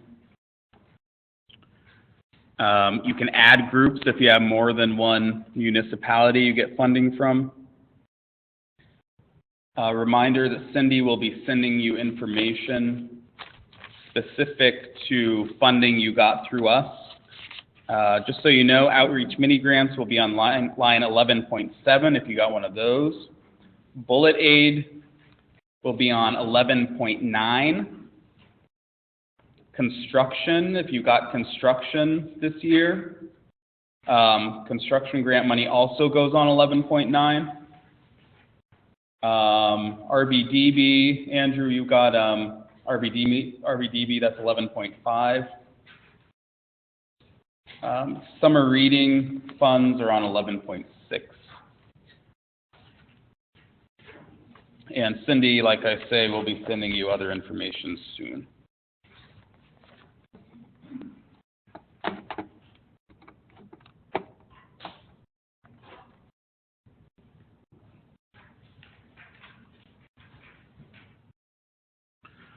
Okay, when it gets to the other receipts, gifts and endowments, if you have an endowment that you use the income from that endowment for your operations, that would actually go under income from investments, I believe. So 11.14, when it says gifts and endowments, that's referring to foundation endowments. If you ask for money from a foundation and they give you money, put it under 11.14. If your library has an endowment that you draw from, that's an investment, 11.16. Fundraisers, 11.15, does not count as, do not count book sales as a fundraiser. Book sales actually go under 11.18.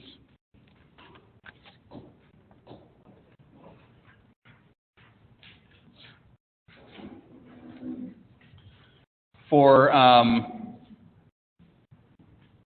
all of these categories, please give us in a local note the amounts and the sources.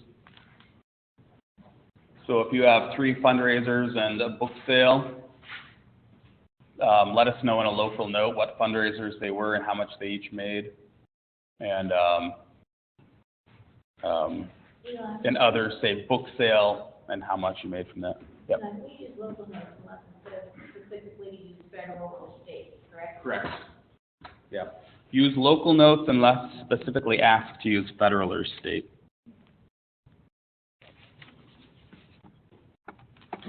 Library charges is, someone pays you for using the copy machine, it's fine money, etc. If you got a budget loan, it's 11.21. 11.22 and 23 are transfers. So if you have another fund and you had money transferred in from that, you would you would put it here. If it was from a capital fund, it would be 11.22. You read Yep. Making it says something that E-rate being in 11.23, is that only if we receive the money directly, or is that including the money that goes to the provider? Right, money you receive. Okay, so I don't receive any money directly from E-rate, it all goes directly to the provider. Okay, then you can't, this report is cash only. Okay, so if you don't actually receive money from E-rates, then it wouldn't show up as income.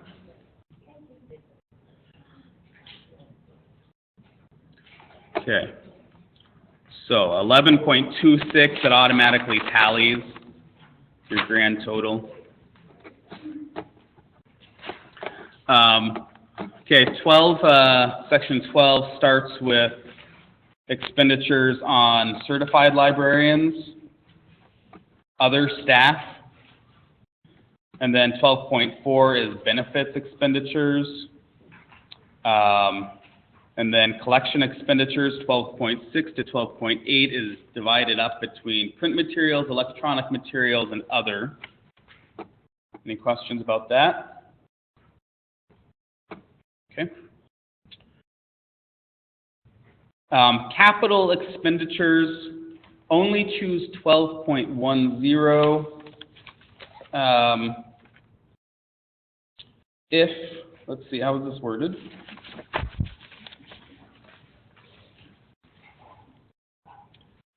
Unless your local public funding body ordered you to spend the money, then you would report it in 12.11.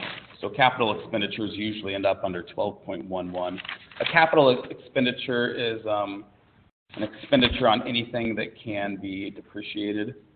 A new computer, a new roof, a new furnace would all be capital expenditures.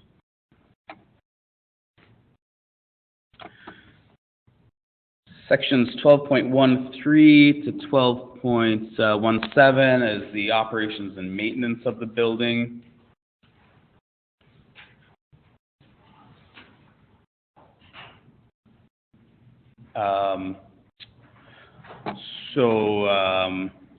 Are there any questions on that?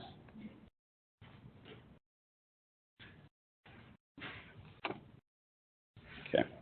Miscellaneous expenses, library supplies, telecommunications, bindery, postage, professional and consultants, and other miscellaneous. Try not to put too much under other miscellaneous. And refer to the example sheets, which is pink if you're in the fireplace room, for examples of all these things. This is very helpful.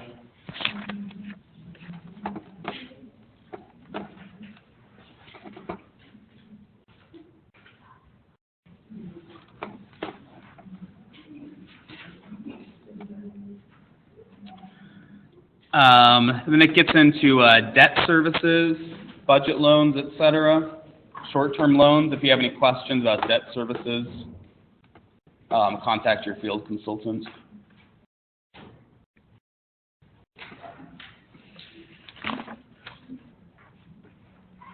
And then you've got transfers out of your operating account into other funds. So if you make a transfer to an endowment account or a capital account, you would put it here.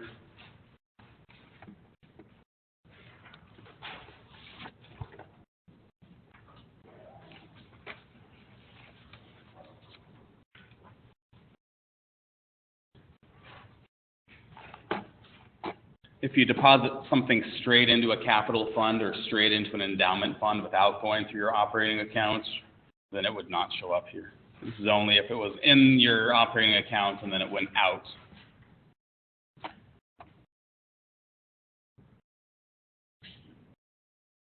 Okay. And then 12.39 is your ending balance of 2013.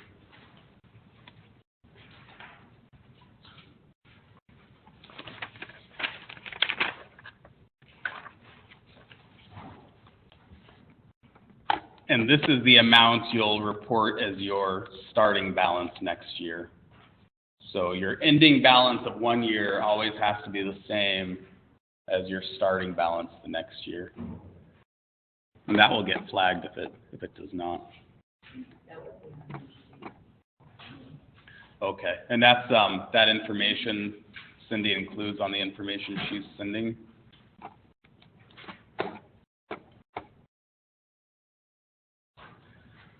All right, 12.41 has an assurance that you operated under its plan of service, et cetera, and that the annual report was reviewed and accepted by the board. I'll leave it up to you how you get board approval for that. If you had an audit, give the date of the audit and what time period it covered. If you have a capital fund, answer yes, and give information about the capital fund here. Yes. Uh-huh. Is it going to be done before you submit it?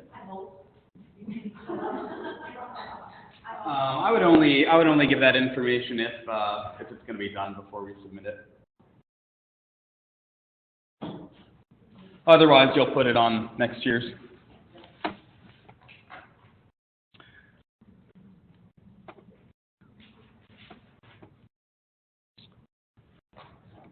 All right, state aid for capital projects.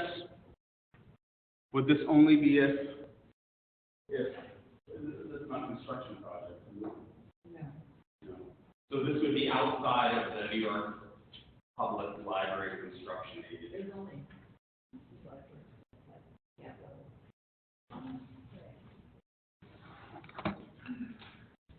Federal aid. You would only put something here if you got federal aid for a capital project. I don't know of anyone that applies to. Transfers is automatically filled in from 12.35. Total revenue is automatically filled in. Non-revenue receipts, can you think of any examples of that? Generally, that would be 0. Non-revenue advance from other funds, sales, investments. Sorry, Julie, you can click on consent. Good point. Yeah. You can always click on the numbers for for more information as well. As far as I know, though, these instructions here are not quite as complete as the printed one. Yeah. But there's. Oh, it is in that case. Good. Good. Yeah. Good point. And then 13.13 should be exactly the same as 14.12. Total cash receipts and balance. So while you're entering these numbers, it's totaling them up and making sure everything matches up. All right, so question 14, if you had a capital project, it's asking you about the project expenditures here. So you would only fill this out if you had a capital project, right?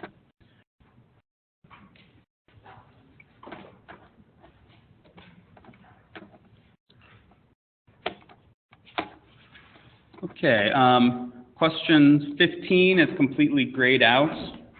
This is the information for the federal government that is automatically being totaled from previous questions. So you can review this to make sure it looks okay, but you can't actually change anything on here.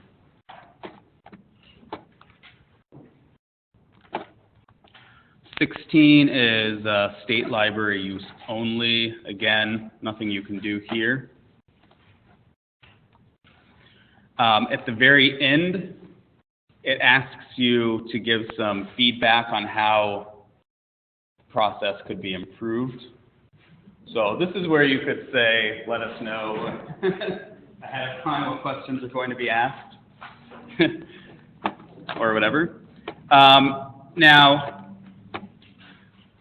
before you can submit the survey,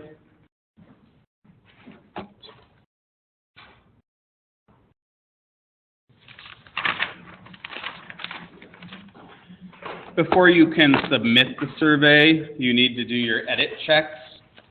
So, if something seems out of whack, the system will flag it.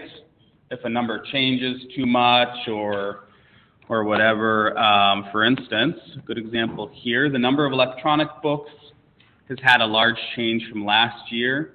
Check for possible errors and provide an explanation in a federal note. So it tells you exactly which note to do. And I believe you don't need to actually go back to that question. You can do it right here, right? So again, note that it's defaulting to federal. Put in your answer here.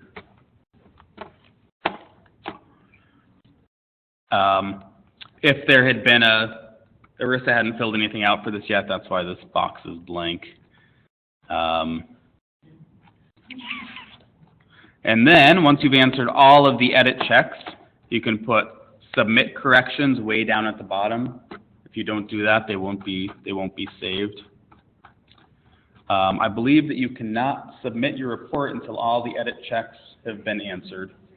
So you cannot, it won't allow you to submit until you've actually given explanations for all of those. They turn green once you submit. Okay, once you make corrections or notes, then it will turn green, so it's no longer flagged. Up here is unanswered questions, so click on the unanswered questions tab. And any questions that you skipped will be here. So if you accidentally skipped any questions or thought you didn't need to put something in that field, it'll tell you really easily in one place that you need to fill out those questions. So if you need to put NA or trustee or whatever, you can do it right here. Again, you don't need to go back to the questions. You can do it right here. And then down way at the bottom, you can click Save once you've filled them all out.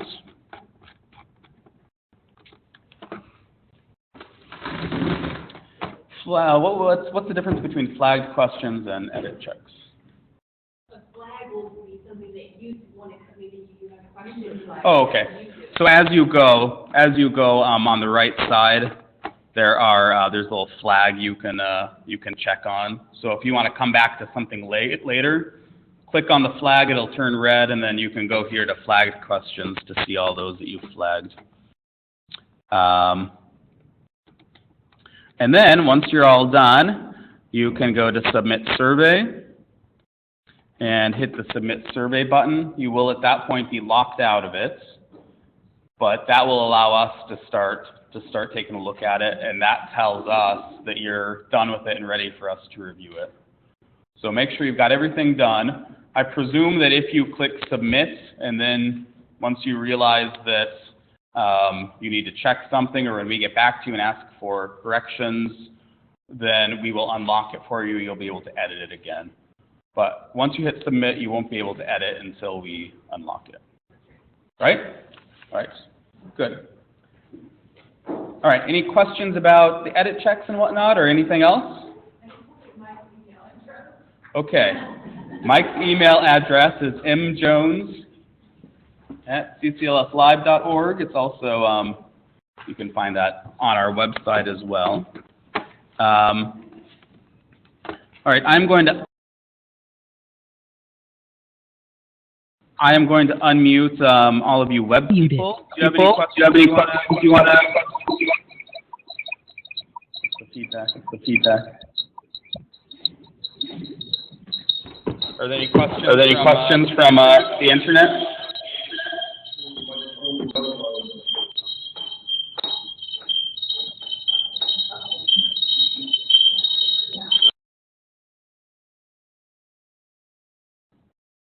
All right, so you're muted again.